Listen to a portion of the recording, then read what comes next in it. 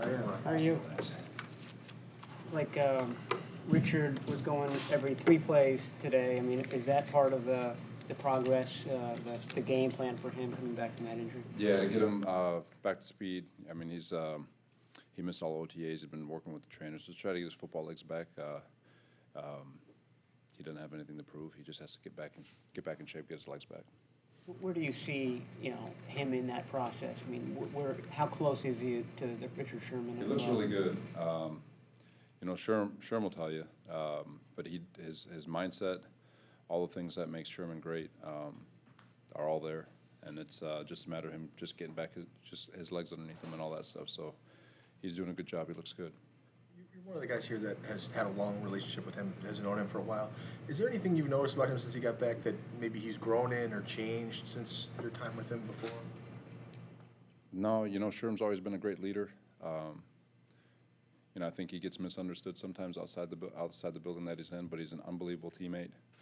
His heart's always in the right spot, and his teammates love him. That's probably the most important thing, is that people who are close to him, people who know him, truly know him, love him. And so that part, he's about 4 or 5 years removed now, so he's a grown man, so he's still the same to me. So how do you think he's been misunderstood? He's so smart. He's a vocal guy. He is, but it's all well thought. He's got great. He's incredibly smart. He takes everything. He just doesn't blurt. Everything is well thought out. So. And that's what makes him a great leader, and that's why his teammates love him. There's a lot of honesty to him, a lot of truth. So, and that has not changed. For him and for the coaching staff, as part of this training camp, about kind of figuring out his new reality. He's 30. He's coming off a significant injury. Do you have to kind of figure out if he can still do the same things he's done in the past, or if he has to make minor tweaks here and there to compensate for those very natural issues that he's going through? How do I answer that one? It's with the guys who are always approaching it. It doesn't just apply to him; it applies to everybody. At this point in their career, they're so far ahead of the game. That's why we talk about our scheme all the time. With how can you get a rookie who's got young, fresh off his 4.3 40 at the combine to play with all of that 4.3 rather than thinking so much, and that's why we love our scheme. It accelerates their learning curve, so they can play as fast as their God-given ability has given them. And as they get older, usually the veterans are able to stick around because they're smarter than the rookies.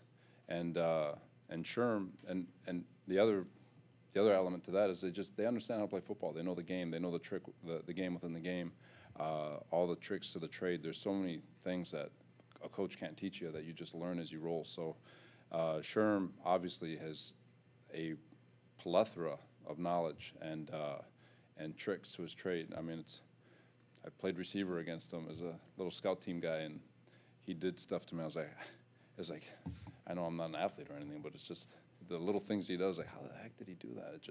So he's they figure it out, man. As they get older, they understand the tricks, and they figure it out, and they prolong their career. That's how they do it. With him on the field, that means you guys got to try to find another way to get Jimmy out there. Is putting him in on like a dime package, is maybe a blitzing guy from the slot a really good option for him? Jimmy's versatile. He is a special athlete. He can do anything we want him to do. As an option, sure, dime, all that different stuff. As we get closer to the season and all that stuff, we'll start addressing all of that. But right now, it's to give him the best chance possible to go compete at that corner spot, just like everybody else. Compete at nickel, compete at free safety, compete at getting on the football field and being one of our best 11. Will he take any reps at free safety in camp? Do you see that? As we get closer. There's, we said it in OTAs and it hasn't changed and it won't change.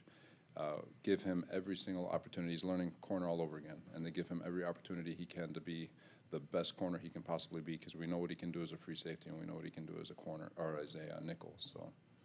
Go ahead. It's really early, obviously, but it seems like the line has gotten a little bit more pressure on the quarterback the last couple of days with pads on. Can you talk about their progress? Today felt good. I got to go watch the tape.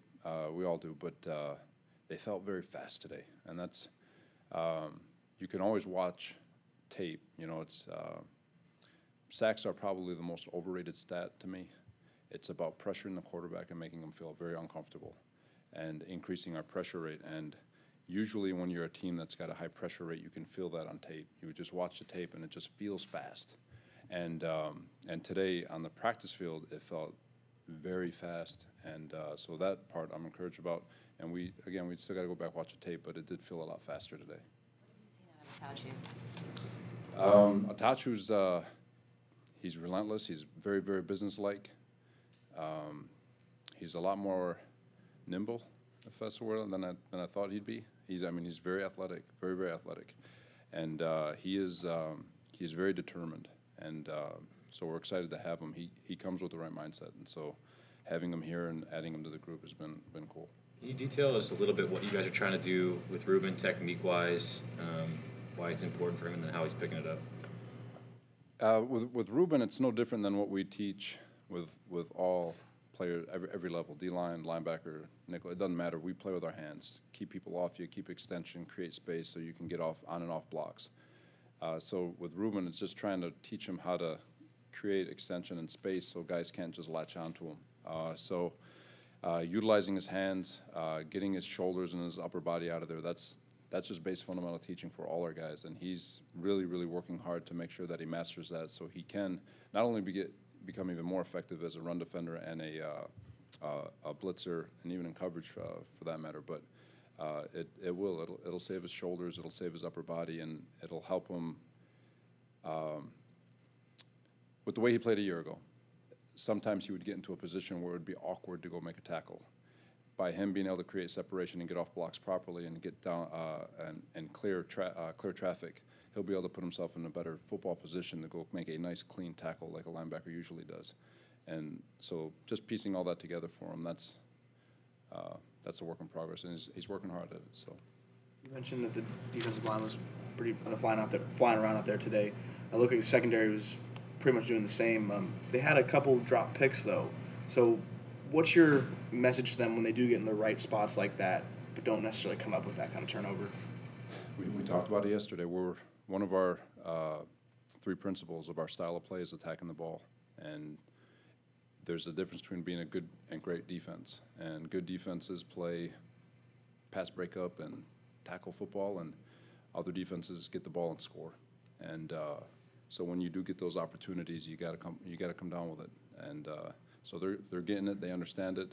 They're not dropping them on purpose, but there's a mindfulness and a relentlessness to take the ball.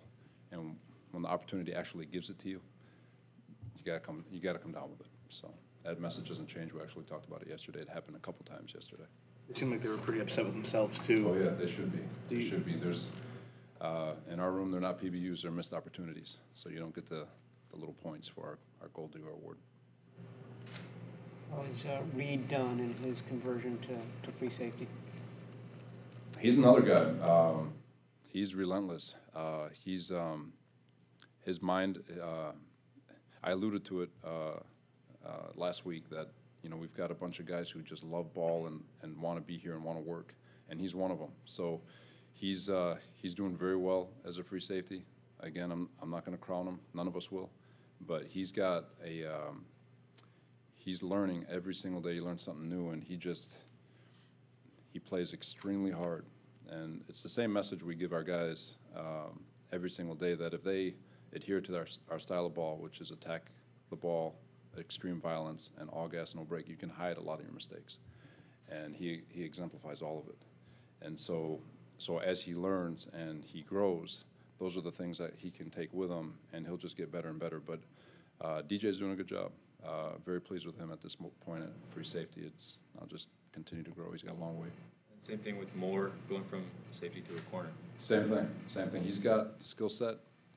He's got ridiculous top-end speed.